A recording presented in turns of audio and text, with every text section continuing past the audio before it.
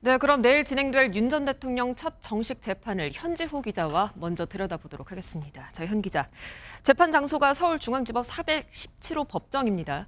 이곳이 전직 대통령들이 거쳐갔던 곳이죠. 네, 그렇습니다. 앞서 형사재판을 받았던 전직 대통령은 전두환 씨를 비롯해 노태우, 이명박, 박근혜 전 대통령까지 4명입니다. 모두 서울법원청사 417호 형사대법정에서 재판을 받았는데 이제 윤석열 전 대통령까지 5명이 한 곳에서 재판을 받게 됐습니다. 특히 전 씨와 노 전 대통령의 경우 윤 전 대통령과 같은 내란 혐의로 재판을 받았는데 역사적 기시감 때문인지 이 417호 법정에 이목이 더 쏠리는 것 같습니다. 이 417호 법정에 섰던 전직 대통령들의 모습은 볼 수가 있었어요. 말씀하신 것처럼 이명박 박근혜 전 대통령은 법정에 출석해서 피고인석에 앉은 모습이 언론을 통해 공개가 됐습니다. 박 전 대통령의 경우 지난 2017년 5월 국정농단 사건 재판을 받기 위해 호송차에서 내려 법정으로 향하는 모습이 방송사 카메라에 잡히기도 했고요. 이듬해 다스 의혹으로 재판을 받은 이 전 대통령 역시 마찬가지였습니다. 그렇다면 내일 윤 전 대통령의 출석 모습도 볼 수 있는 겁니까?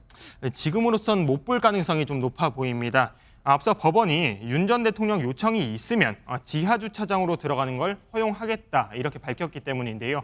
윤 전 대통령 측은 어떤 방식으로 출석할지 아직 결정된 게 없다고 했지만 이를 두고 특혜 논란도 불거지고 있습니다. 윤 전 대통령은 엄연한 피고인 신분이죠.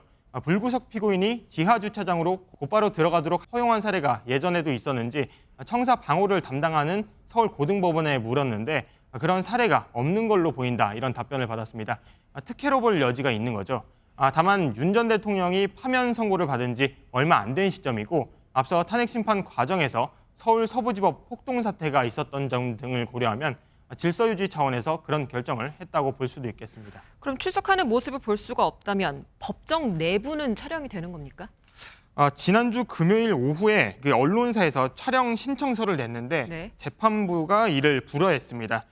과거 이명박 박근혜 전 대통령 첫 공판기일 당시 촬영을 허가해줬던 것과 분명 차이가 있죠. 당시 재판부는 국민적 관심과 공공의 이익 등을 고려해 촬영을 허가한 것으로 알려졌는데요.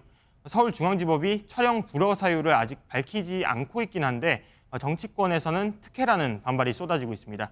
한 판사 출신 법조인은 국민의 알 권리나 공공의 이익보다 중요하다고 할 만한 게 뭐가 있는지 모르겠다 이렇게 설명하기도 했습니다. 그럼 출석부터 재판 과정에서 윤 전 대통령의 모습은 볼 수가 없는 건데 비공개가 되는 건데 그렇다면 이거를 특혜라고 볼 수가 있을까요?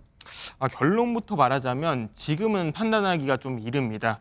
재판장은 피고인의 동의가 있는 경우 법정 내부 촬영을 허가할 수 있고 동의가 없어도 공공의 이익이 크다고 판단하면 촬영을 허가할 수 있습니다.